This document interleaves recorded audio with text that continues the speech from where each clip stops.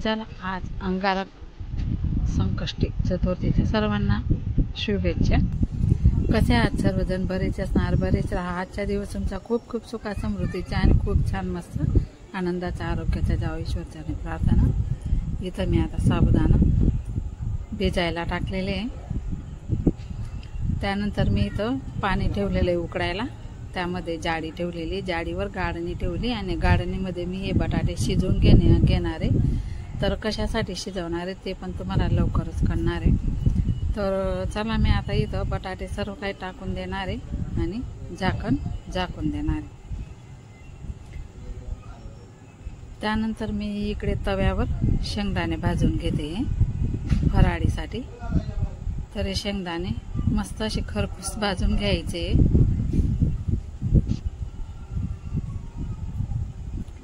आता हे शेंगदाणे भाजले गेले, मी एका प्लेटमध्ये काढून घेते।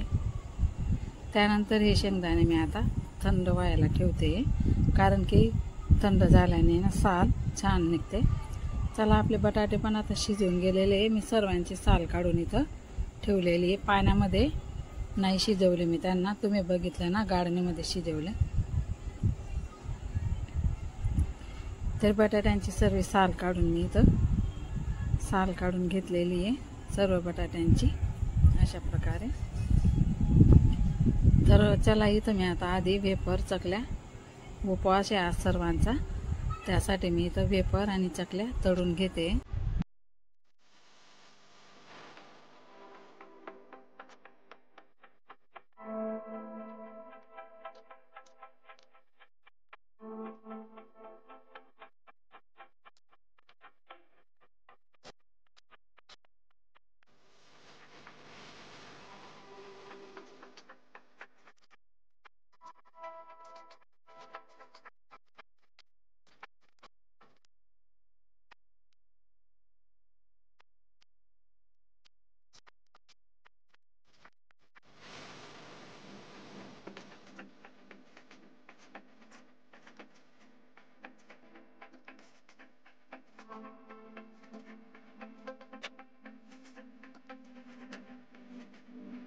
तर चला अशा प्रकारे मी बटाट्यांचे वेफर्स तळून घेतलेले आहे।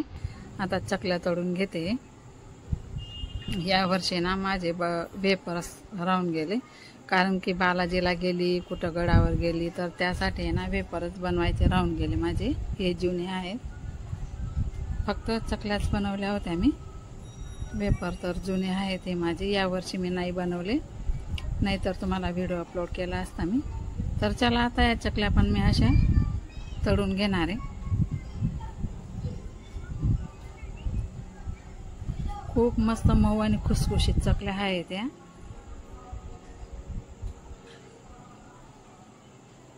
तर बघा अशा प्रकारे चकल्या आणि वेफर्स मी इथं तळून घेतलेले आहे।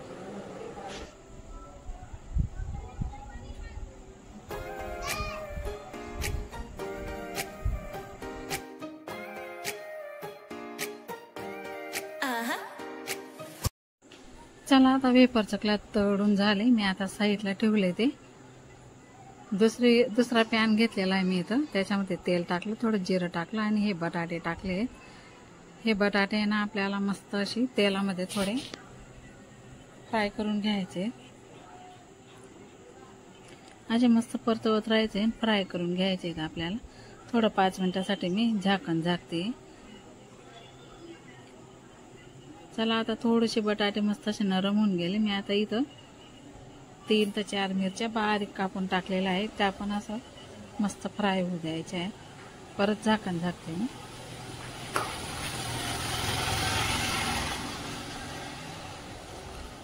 तर बघा आपल्या मिरच्या बी आणि बटाटे बी मस्त झालेले आहेत। आता इथं मी साबुदाणे टाकते। आमच्या घरी सर्वांचाच उपवास आहे आज, म्हणून सर्वांसाठी फराळ बनवते मी। तर चला इथं शेंगदाण्याचे कूट पण टाकते मी, आणि ही शेंगदाण्याचे कूट, बटाटे, साबुदाणे सर्व काही असं छान मस्त असं मिक्स करून घ्यायचे। चवीनुसार मीठ टाकायचं आहे आपल्याला इथं।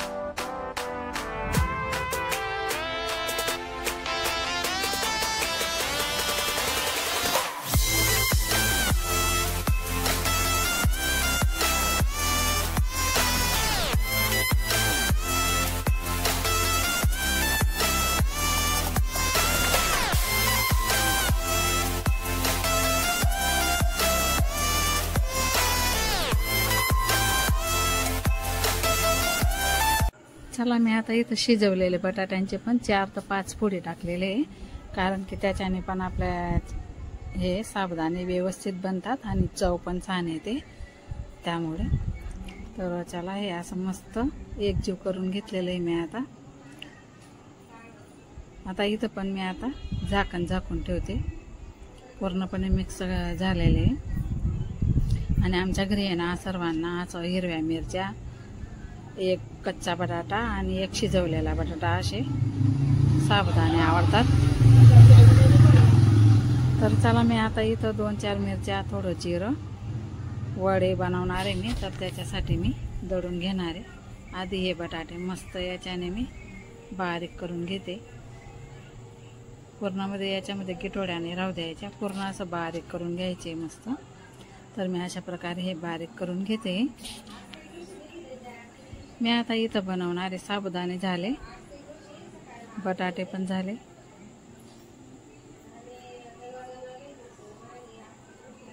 मी आता इथं बनवणारे साबुदाणे वडे. बटाटे करायचे बाकी अजून, सॉरी. तर हे बघा इथं मी बाकीचे साबुदाणे बनवले, बाकीचे काढून ठेवले. त्याच्यामध्ये हा बटाट्याचा बारीक केस टाकलेला आहे मी इथं. म्हणजे जे बटाटे मी बारीक केले ना ते मी इथं टाकलेले आहे. त्याच्यामध्ये आता मी मिरच्या, जिरं मिक्सरमधून काढून घेतलं ते टाकलं. त्यानंतर मी इथं थोडंसं चवीनुसार मीठ टाकलेलं आहे.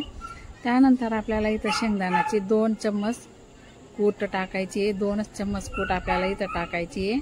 तर असं परफेक्ट माप राहतं ना तर आपले वडे साबुदाण्याचे खूप मस्त आणि व्यवस्थित असं बनतात त्यासाठी.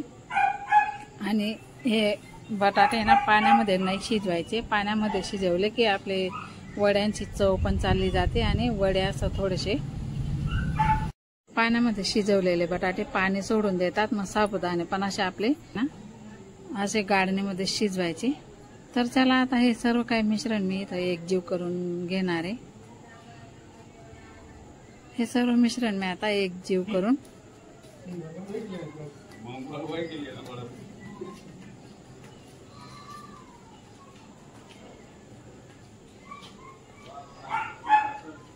चला याला काही मुरायला ठेवायची गरज नसते, कारण की साबुदाणे आपल्या आधीच भिजलेले राहतात आणि बटाटे पण आपल्या आधीच शिजवलेले असतात. तर लगेच केलं तरी सुद्धा चालतं. मी आता इकडे गॅस पेटवून दुसरा पॅन ठेवला, त्याच्यामध्ये तेल टाकलं.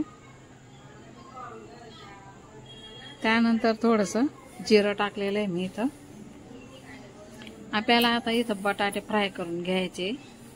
चटणी नंतर टाकणार मी, कारण की चटणी जर आधी तेलामध्ये टाकली की चटणी अशी चटकली जाते आणि सर्व घरामध्ये असा खकाना येतो. तर ती काळजी घ्यावी, त्यासाठी मी आधी बटाटे टाकले. जिरं टाकल्यानंतर त्यानंतर मी इथं आता चटणी टाकणार आहे. तर चला चवीनुसार मी आता इथं मीठ पण टाकणार आहे. आणि हे पण छान मस्त आपल्याला असं फ्राय करून घ्यायचे. उपास म्हटल्यावर म्हणजे नुसता उपासच नसो, आळा दिवस आपल्या खूप छान राहतो. उलट उपवासाच्या दिवशी तर हे बनव ते बनव ते बनव, सर्व खातोड उपास राहतो हा. तर चला हे बटाटे पण असं मस्त इथं फ्राय करून घेतलेले मी. तर आता हे बटाटे पण मी आता साईडला ठेवते आणि त्याच्यावर झाकण झाकून देते. चला आता पीठ आपलं तयार झालेले. मी असे गोल गोल वडे बनवून घेतलेले. तेल पण तापायला ठेवलेलं होतं. तेल पण मस्त असं तापून गेलं. आधी मी एकच वडा तळून बघते, कारण की तेल तापलं नाही तापलं मग आपल्याला कळत नाही ते. मग एकच वडा राहिला तर खराब होईल, तर एकच वडा होईल. नाहीतर आपल्याने सर्व जर टाकलं गेलं ना तर सर्वच वडे असे युटाईल सारखे होऊन जातात. त्यासाठी हा एकच वडा आधी तळून बघते मी, मग नंतर टाकणार मी 5-6 एकत्र. तर चला तेल आपलं छान मस्त असं तळून झालेलं आहे आणि वडा पण आपला मस्त असं फुगून आलेला आहे बघा. तर मी आता हा वडा काढून घेते. आता मी इथं एका प्लेटमध्ये टिश्यू पेपर टाकलेले, त्याच्यावर हा वडा मी आता काढून घेणार आहे. त्यानंतर मी हे सर्व वडे टाकणार आहे इथं. जास्त नाही करणार आहे मी वडे, थोडेच करणार आहे 5 ते 6, कारण सर्व काही वस्तू साबुदाणे आहेत, बटाटे आहेत, मग हे वडे गरमच छान लागतात, मग थंडी होऊन असं याच्यासारखे होऊन जातात, म्हणून मी थोडेच काढणार आहे. जेव्हा अजून लागतील ना तेव्हा परत गरम गरम काढून घेणार. बघा हे पण वडे मस्त असे कुरकुरीत मस्त खरपूस असे तळायचे आहेत.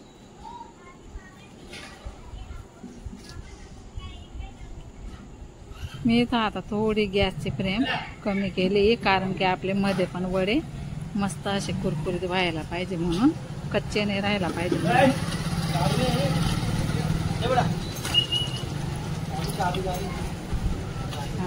काढी दिला.